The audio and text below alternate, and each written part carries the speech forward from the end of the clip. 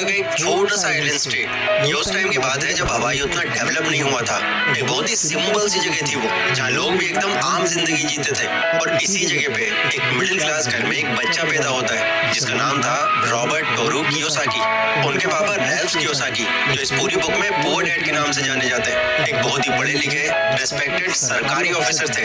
हवाई यूनिवर्सिटी से उन्होंने पीएचडी की हुई थी और अब वो यहाँ के एजुकेशन डिपार्टमेंट के अंदर एक बड़ी पोस्ट पर थे। उनकी सैलरी हालांकि स्टेबल थी, नौकरी भी सिक्योर थी, लेकिन एक चीज ऐसी थी जो उनके पास अभी भी नहीं थी, और वो है फाइनेंशियल फ्रीडम। और यही चीज जो उनके पास नहीं थी, रॉबर्ट के पूरे बचपन में एक छाया की तरह रही। रॉबर्ट देखते थे कि उनके पापा पैसा तो कमाते हैं, बट उनकी सैलरी का सारा पैसा महीने का एंड आते आते खत्म हो जाता था। इनफैक्ट आखिर के 3-4 दिनों तो वो एकदम टेंशन में रहते थे कि बस वो ये चाह रहे हो कि कैसे भी करके सैलरी आ जाए। ये सब देखकर उस छोटे से रॉबर्ट कियोसाकी के दिमाग में एक सवाल घूमता रहता कि डैड के पास आखिर इतना ही पैसा क्यों आता है, ज्यादा पैसा क्यों नहीं आता, ताकि उन्हें किसी तरह की टेंशन ना हो। और रॉबर्ट को उनके इस सवाल का जवाब मिला, बट एक ऐसी जगह पे जहाँ उन्होंने कभी सोचा भी नहीं था। असल में उनका एक दोस्त था माइक, जो एक बहुत नॉर्मल सा शांत मिजाज का लड़का था, लेकिन उसके पापा एक बिजनेसमैन थे जो हवाई में अभी धीरे धीरे अपना काम बढ़ा रहे थे। एक दिन जब दोनों आपस में ऐसे ही बातें कर रहे थे तो रॉबर्ट को एक आइडिया सूझा। उन्होंने माइक से कहा, यार क्यों ना हम भी कुछ काम करें और पैसा कमाएं। दूसरे बच्चों के पास टॉयज हैं, कॉमिक्स हैं, हमारे पास कुछ भी नहीं है। हम भी पैसा कमाएंगे और जो मर्जी वो खरीदेंगे। माइक को भी उनका ये आइडिया पसंद आया। फिर दोनों ने कुछ एक्सपेरिमेंट्स किए, बट कोई भी तरीका उनका काम नहीं आ सका। कुछ और ट्राई किया, वो भी नहीं चला। देन हार कर माइक ने रॉबर्ट से ये कहा, देखो हम अकेले तो शायद कुछ नहीं कर पाएंगे, हमें मदद के लिए कोई और भी चाहिए होगा। एक काम करते हैं, मेरे पापा के पास चलते हैं, वो जानते हैं कि पैसा कैसे कमाया जाता है। सोचा कि उनको पैसा कमाने के बारे में क्या ही पता होगा, बट रॉबर्ट के पास कोई और तरीका नहीं था, तो वो गए वहां पर।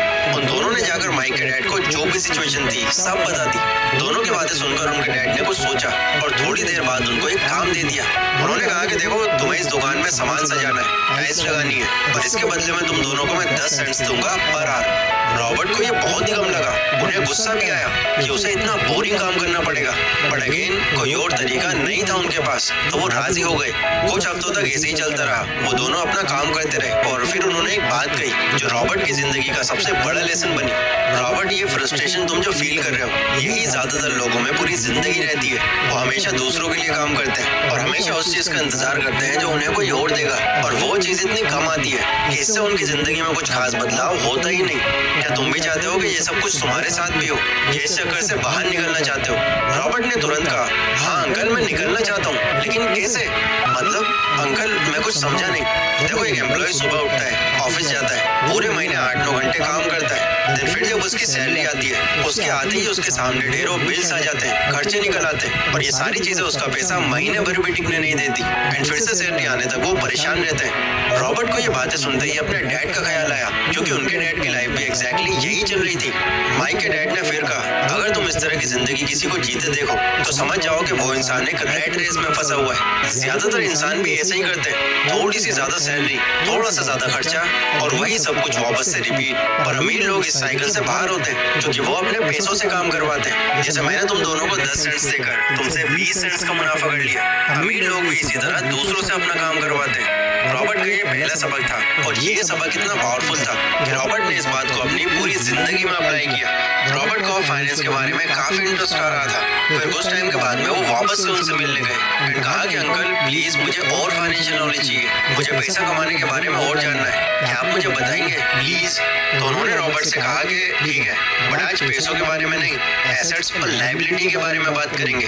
एसेट्स और लायबिलिटी ये क्या होता है? वो एक कागज और एक पेंसिल उठाते हैं और कागज पर एक सिंपल सा डायग्राम बनाते हैं। देन रॉबर्ट को दिखाते हुए पूछते हैं कि रॉबर्ट बताओ तुम्हारे घर में क्या क्या ऐसा है जो एक एसेट है, यानी कोई ऐसी चीज जो तुमने खरीदी है और वो अब तुम्हें फायदा दे रही है। रॉबर्ट ने तुरंत जवाब दिया, हाँ एक कार है हमारे पास, हमारे बहुत काम आती है वो।